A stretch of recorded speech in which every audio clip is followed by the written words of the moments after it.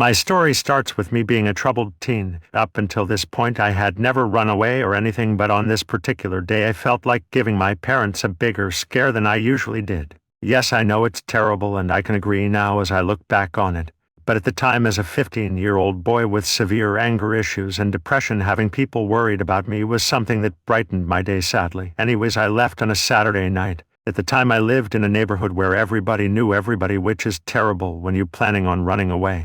I knew if I tried to go anywhere where there were houses, I'd be caught in no time, so I decided to just walk in the backwoods behind my house. I've walked here many times, to be honest, but never alone, and at night, I took an old pocket knife with me just in case and headed to the back. At first, as I entered the woods, everything seemed fine. Yes, it was dark and quiet other than the sounds of crickets, but I liked that. It was very peaceful considering my home life. After a while, I kinda got lost in my thoughts and went a bit further than I'd ever been before. Like it wasn't like I had walked an extra 10 miles, but I walked way further than what I was used to. All of a sudden, I began to smell this rotten smell, almost like roadkill, which brought me back to my senses. Considering I was in the middle of the woods, it wasn't something incredibly alarming, but it did catch my attention and stopped me in my tracks. As I looked around in the floor a bit to make sure I didn't step in whatever was dead, I started hearing this low growl. Once again, I stopped dead in my tracks and started to look around. The growling got a little louder and a bit more aggressive, but it was nothing like I had ever heard before.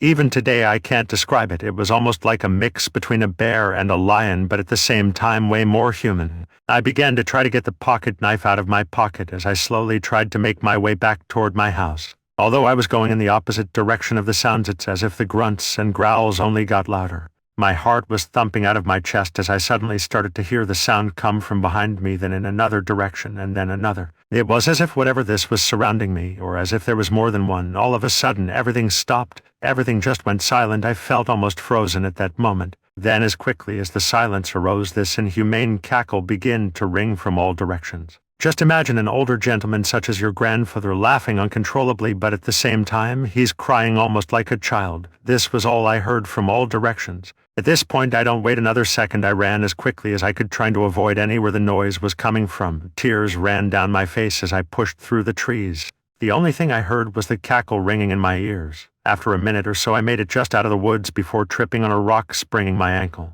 I sat up and grabbed my ankle in pain as I crawled away, trying not to look back. I finally made it to my porch and began to stand up. I looked back at the woods for maybe a second, and there, standing a few inches behind the trees, was a figure. It was dark and I couldn't see it too well, but I do just remember its silhouette standing there watching me, almost as if it was stalking me as I climbed the stairs to get into the house. I've never told anyone about this incident. I blamed the sprained ankle on me falling down some stairs, but I just can't help but believe that the only thing that saved me that night was the fact that I fell when I got out of the woods. To this day, I still wonder what would have happened to me if I would have fell in the woods or even just a few inches closer to it. I'd like to think the whole thing was a prank, or I simply just overscared myself, but each time I remember looking back and seeing that figure standing there watching me as if I was its prey. All my hopes go out of the window. So I want to start my story off by letting you guys know I live in Alaska. My girlfriend and I were going through a rough patch at the time and had been arguing all day, which caused me to leave after a while and decide to have a walk in the woods. It was close to winter, and for those who don't know by now, Alaska in the winter is pretty much 24 hours of darkness. I know it sounds scary, but after a while, you completely get used to it. So it was pretty much winter at this point and a bit darker than usual, and I was walking through the Alaskan wilderness. You probably already know where this story is going. After a while, I got to a clearing and decided to rest. I was honestly just thinking about life and how I got here. How did I get here working this dead-end job and having a girlfriend who seems like she would rather be around anybody else but me?